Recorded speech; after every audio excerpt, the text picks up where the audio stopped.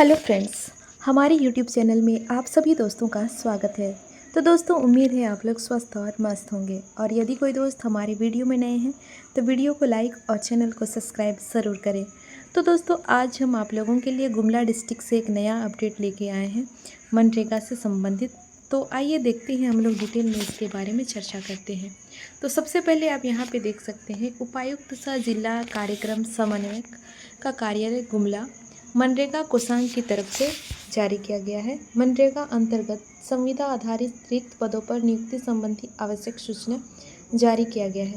तो दोस्तों, मनरेगा का वैकेंसी बहुत पहले निकल चुकी थी, तो उसी के आधार पे अब फाइनल रिजल्ट जारी कर चुका है। यहाँ पे हम लोग देख सकते हैं,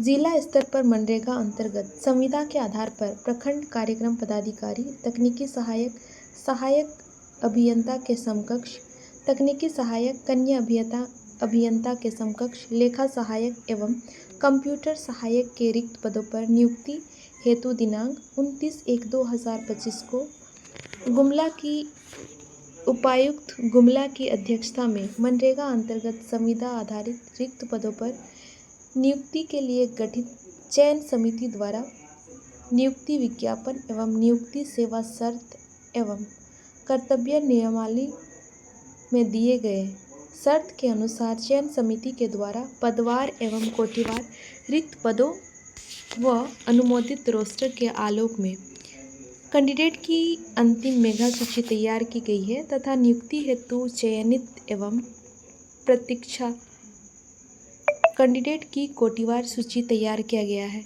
यानी जिसका फाइनल सिलेक्शन हुआ है, और वेटिंग लिस्ट दोनों को जारी कर दिया गया है। और वैसे भी पता है, वेटिंग लिस्ट 1 साल के लिए रखा जाता है। अगर कोई कैंडिडेट जिसका सिलेक्शन होता है, अगर वो उसमें ज्वाइनिंग नहीं करता है तो बाद में वेटिंग लिस्ट के कैंडिडेट को लिया जाता है। तो सबसे पहले हम लोग यहाँ पे देखेंगे, मनरेगा के अंतर्गत प्रखंड कार्यक्रम पदाधिकारी के रिक्त पद नियुक्ति हेतु सामान्य कोटि से एक कैंडिडेट का सिलेक्शन हुआ है और 2 को वेटिंग लिस्ट में यहाँ पे रखा गया है। दूसरा देख सकते हैं, मनरेगा सहायक अभियंता के रिक्त पद पर नियुक्ति हेतु अंतिम मेधा सूची जनरल कोटा से एक कैंडिडेट का सिलेक्शन हुआ है और 2 को वेटिंग लिस्ट में रखा गया है। मनरेगा अंतर्गत सहायक अभियंता के रिक्त पद पर नियुक्ति हेतु मेधा सूची अनुसूचित जनजाति कोटि के लिए भी एक कैंडिडेट का सिलेक्शन हुआ है और 2 को वेटिंग लिस्ट में रखा गया है। आगे हम लोग देखेंगे, यहाँ पे मनरेगा अंतर्गत कन्या अभियंता के रिक्त पद पर नियुक्ति हेतु अंतिम मेधा सूची जनरल कैटेगरी से 2 कैंडिडेट का सिलेक्शन किया गया है और 4 को वेटिंग लिस्ट में रखा गया है। आगे हम लोग देखेंगे, अनुसूचित जनजाति कोटा से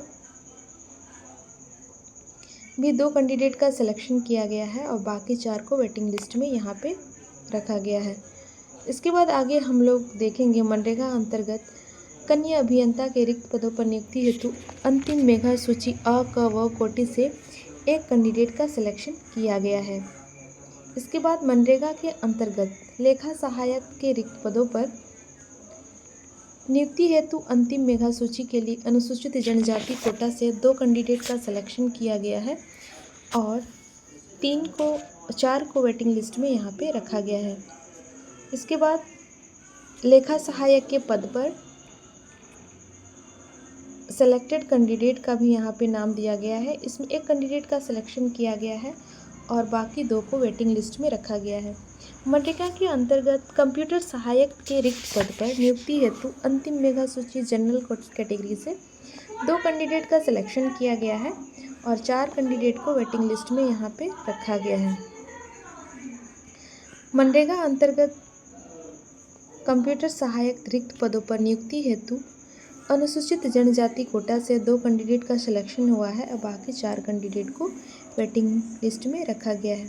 तो जितने भी कैंडिडेट का सिलेक्शन हुआ है पदवार, तो उन सभी सेलेक्टेड कैंडिडेट को यहाँ पे डॉक्यूमेंट्स वेरिफिकेशन के लिए बुलाया जा रहा है। जैसे कि यहाँ पे आप देख सकते हैं, उपरोक्त सभी पदवार कोटिवार सेलेक्टेड कैंडिडेट दिनांक 17/4/2025 को पूर्वाह्न 11 बजे से जिला ग्रामीण विकास शाखा गुमला में शैक्षणिक प्रमाण पत्रों का सत्यापन किया जाएगा और सभी चयनित कैंडिडेट अपने सभी मूल प्रमाण पत्रों के साथ सत्यापन हेतु उपस्थित होना सुनिश्चित करेंगे।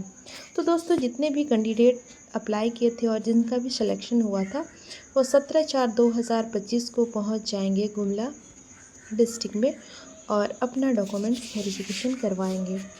तो फ्रेंड्स, ऐसे ही नया नया अपडेट पाने के लिए आप हमारे चैनल को लाइक, शेयर और सब्सक्राइब ज़रूर करें और हमारे सभी वीडियो का नोटिफिकेशन पाने के लिए बेल आइकन को प्रेस करना ना भूलें। धन्यवाद।